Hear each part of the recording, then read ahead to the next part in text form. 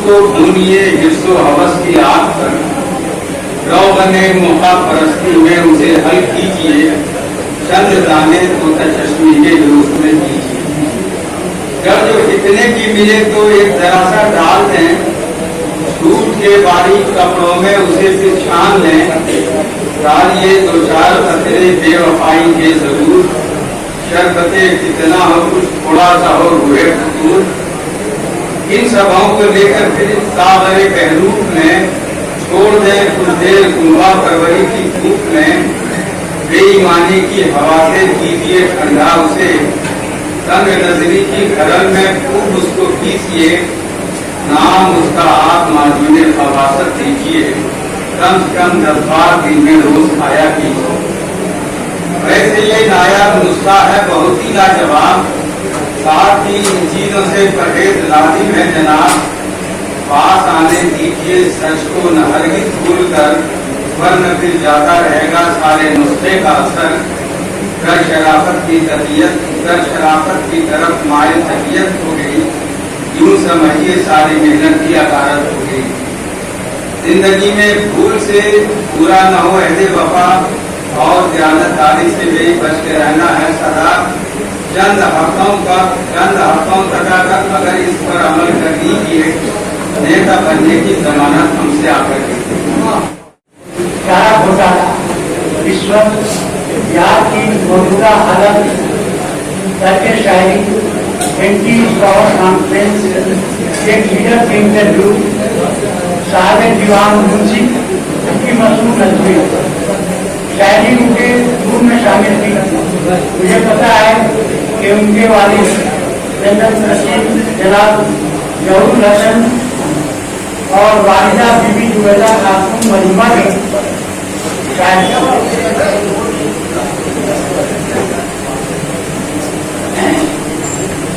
इतना ही नहीं, उनके नाना और मामा की शायरी के रोग से महरूम नहीं थे। मैं उनकी लतीफ नजरों के लुत्फ आमेज अंदाज का जिक्र करना चाहूँगा। बेनाम आदमी जो सरेआम बन गया, बेनाम आदमी जो सरेआम बन गया, सूरज के शहर में अंधेरा ही कर गया।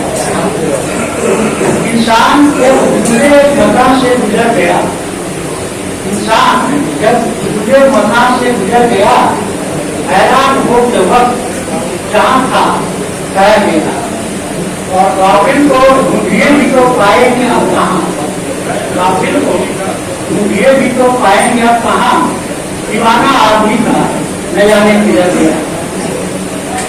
एक आशिक के हौसला का बयान खूब लाजवाब। खुशी का मकान ये है कि आज हम लोग यहाँ पे जुबैर हसन गाफिल साहब पे बात करने के लिए जमा।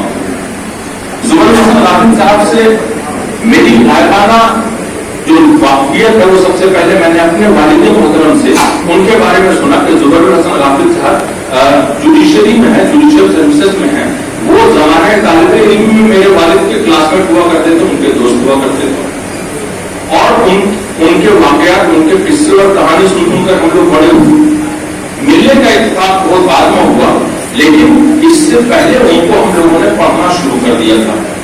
गालिबन मुश्ताक अहमद नूरी साहब सेक्रेटरी हुआ करते थे, ज़माना अदब का खुसूसी गोशा उन पर किया।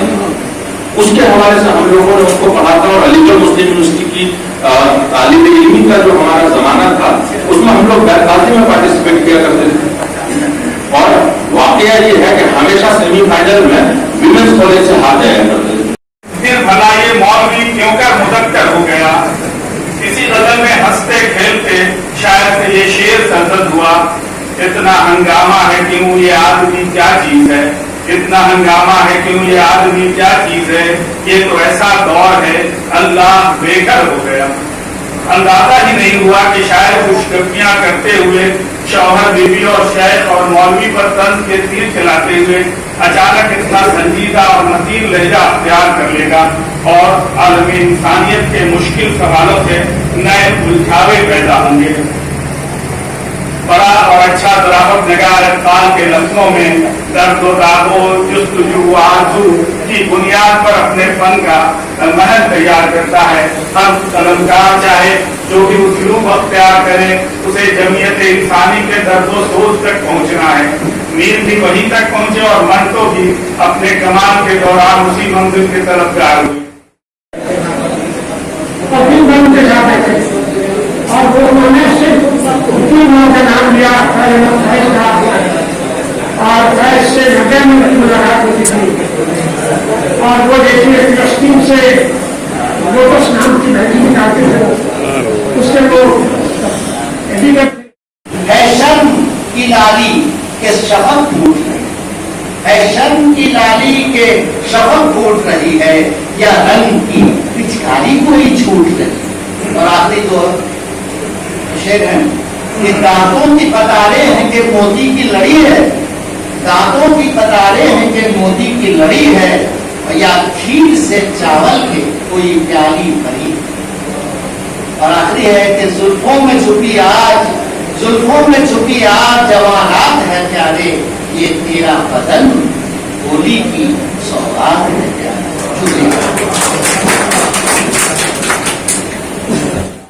तारीखी मौका था कि जब हमारे मरहूम वालिद को इस तरह से याद किया जाएगा, मैंने नहीं सोचा था। हालांकि बेहतर होता कि उनकी हयात में ये प्रोग्राम होता, लेकिन जिस तरह से अदब के लिए समाज से इतने लोग आए और एक संजीदा शायरी को, एक संजीदा शायर को जो हाशिए पे थे उसको मंजर आम पे लाने की कोशिश हुई है। मैं बहैसियत औलाद बहुत खुश भी हूँ और उम्मीद करता हूँ कि अगर अदब की सच्ची खिदमत करने वाले शायरों जो कि खामोशी के साथ अदब की खिदमत कर रहे हैं, तो उनको कम से कम इस तरह का मौका मिले।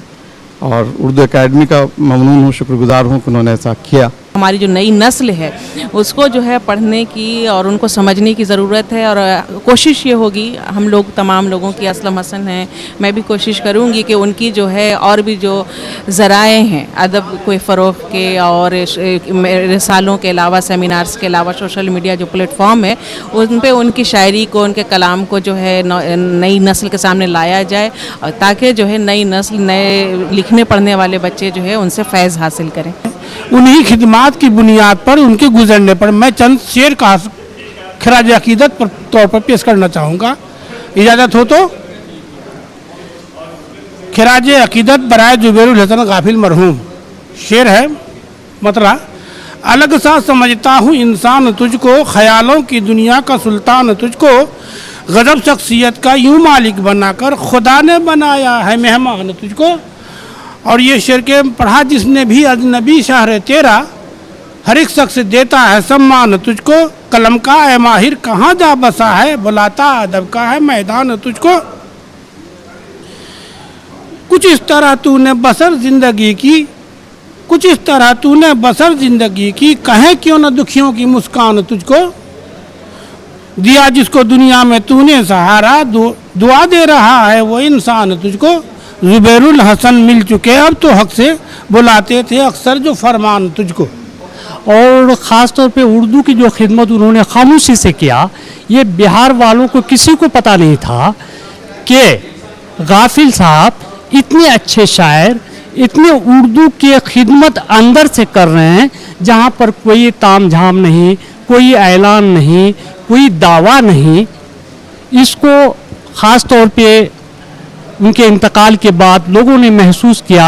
और ख़ास तौर पे वो जिस इलाके से आते थे, सीमांचल के इलाके से आते थे, सब जानते हैं कि वह इलाका पसमानदा है, इस माना कर भी कि तालीम की कमी है और सामाजिक तौर पे भी वो उसको हम कह सकते हैं कि वो इलाका पसमानदा है। इसके बावजूद उन्होंने जब रिटायर किया तो वो पटना में नहीं रहना पसंद किया, बल्कि वो उस इलाके में जाके रहे जहां उन्होंने बड़ी खामोशी से उर्दू की खिदमत की और बड़ी खामोशी से हम कहते हैं कि दीन की खिदमत की, बड़ी खामोशी से वो समाज के अंदर जो बुराइयां थी उनको निकालने की कोशिश की और ये करते ही रहे। वो संजीदा शायरी भी की और ज़राफ़त की भी शायरी की, तो तखल्लुस चुनने में उन्होंने एक ऐसा तखल्लुस चुना जो दोनों तरफ वो इस्तेमाल हो सकता है। फिर कुछ ऐसे लोग होते हैं जो जिनमें एक वैराग्य होता है, जिनमें जो दुनिया को में एक फ़कीरी होती है, तो गाफिल वही शख्स रख सकता है जिसके मिजाज में फ़कीरी हो, जो दुनिया को ऐसे इस अंदाज से देखता हो कि लालच की तरह से न देखता हो, तो उनकी शायरी में भी ये बात हमें समझ में आती है कि वह दुनिया को उस बुनियाद पर पहचानना चाहते हैं जो अमन की बुनियाद हो, जिसमें भाईचारा हो, जिसमें रिश्वतखोरी नहीं हो, ईमान की बुनियाद पर दुनिया कायम हो। न्यायपालिका के आदमी थे, जज थे वो, और साथ ही साथ वो शायर भी थे। शायर भी थे, बहुत अच्छे शायर थे। और सबसे बड़ी बात ये है कि जो हमने अपने भाषण में कहा था कि वो चाहते तो बहुत अच्छी जगह रह सकते थे, जहाँ वो उनकी पैदाइश हुई वहाँ के गरीबों के साथ जा कर के वो मतलब आराम से रहे, और उन्हीं के बीच उन्होंने उर्दू की मतलब ये की, उसकी सेवा की, उर्दू की। देखिए, उनमें अगर कमी कहते हैं तो उनमें कमी उनका खुलूस था। वो छोटा हो बड़ा हो सबसे इस तरह मिलते थे कि पता ही नहीं चलता था कि उनकी शख्सियत क्या है। और यही वजह है कि अपने लाइफ टाइम में वो जितनी मकबूलियत हासिल कर सकते थे उन्होंने नहीं की, क्योंकि वो बिल्कुल, जिसको हिंदी में विनम्र कहा जाता है, वो इतने विनम्र थे और पक्के शायर थे, इसलिए सिर्फ शायरी पर उनकी तवज्जो थी। हम जैसे नौजवान लोगों के लिए वो मशले राह थे या मशले राह हैं कि उनको देख के हम लोगों ने ये कोशिश की कि कैसे अदब में रहा जाए, अदब का काम कैसे किया जाए, अपने बुजुर्गों से कैसे क्या कुछ सीखा जाए, ये उन्होंने अमली तौर पर हम लोगों को सिखाया। वो समाज के तमाम जो छोटे तबके हैं उनकी जाके मदद करना, और ये चीज़ें बड़ी अच्छी लगी हैं। मैंने जब उन्होंने मुझे बताया तो मैंने सीखा कि कैसे एक शायर जो है अपना पूरा एक वक्त ऐसे जगहों पे देता है जो पिछड़े तबके हैं।